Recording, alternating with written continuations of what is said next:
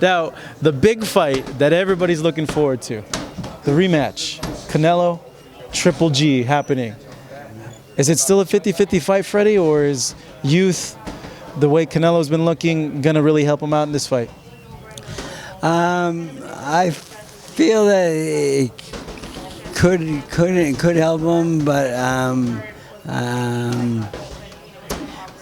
you know, Triple G, I think maybe has been slowing down a little bit and so forth, and I'm just wondering what kind of training camp he really had. You know, the thing is, because training in high altitude is, if you're not fighting at high altitude, they say it takes 3 to 4 times the effort to get in the same kind of shape at sea level that it does at high altitude. High altitude is very, very taxing on the body and so forth. And I mean, I think high altitude training is great when you're fighting in high altitude.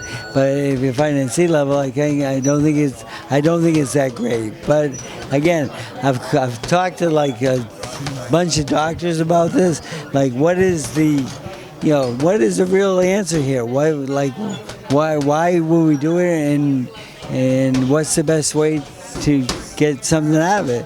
And it seems like the final equation is that you have to have both every day. I mean, you're training at high altitude and you live at sea level, and the red and white blood cells start getting used to each other and living together and so forth, and it'll last for a long, long time. But then if you just go up to one high altitude and then come down, it only lasts a couple of days. You know, they're talking about the power to have it last longer is like 3 to 4 months. And if you sleep at sea level and go train at high altitude, and you have both every day. That seems to be the biggest study lately. Again, I've asked some very, very good doctors about this and so forth, and if anyone wants to talk to the doctors, I will give them numbers, because this is what they do. But do you think that could actually do harm then for him in the fight? I won't say harm, but hinder a little bit? Potentially? Well, the jury's still out. If it takes 3 or 4 times to get to the same kind of shape, the activity-wise, it might break you down a little bit. Yes, it could be very, very taxing on your body.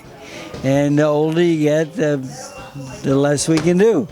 But again, the final answer in all this equation, though, seems to be, if it helps you mentally, then it works.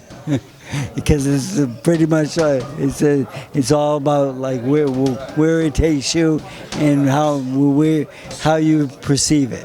Because like guys were working at high altitude before and run at 10,000 feet above sea level and so forth, and come down and fight Manny Pacquiao, and a couple of them have beat Manny Pacquiao, and they think it's because of high altitude. And if they believe that, I think it's great for them. Yes, so I'm going to forget about the high altitude for a minute and stuff like this, because that's what it is, and that's it. But the thing is, Triple G's my friend.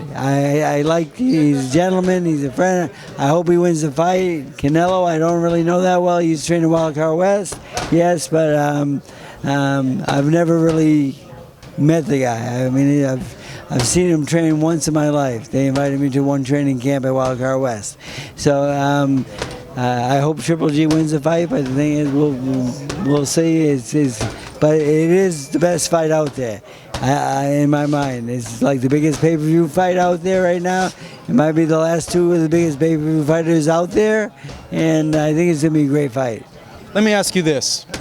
If Gennady comes forward like he usually does, and is able to cut the ring off, and you have a Canelo Alvarez that's going to move in and out, style-wise, from your experience, who wins there? Triple G. If he's capable of keeping up with him, because that's the key. He has to be able to keep up with him. That's the key. He's got to keep up with him. So if he can't keep up with him, last fight he was 1 step behind. That's why he couldn't land the right hand, because he was 1 step behind. I mean, if he couldn't keep up with the young man's speed, and I feel that could be maybe age, or maybe the altitude training. It could be just slowing down, getting older. But the thing is, he needs to do that to win this fight, in my opinion. If Canelo's a little bit faster, what happens there then? A much more difficult fight. Canelo wins then. Yeah, because if Triple G can't get there and land the right hand cleanly like he normally does, he does not knock him out. And that's his big knockout punch. Does it go 12 rounds, you think, this time? I hope not, because I want Triple G to win the fight. I don't think so. I'm hoping. I'm hoping it's a battle, because like there's been like no one's talking shit, no one's like even like acknowledging each other, but they still have to face each other in the ring though, and that's going to be the key factor. Who's going to pull it off?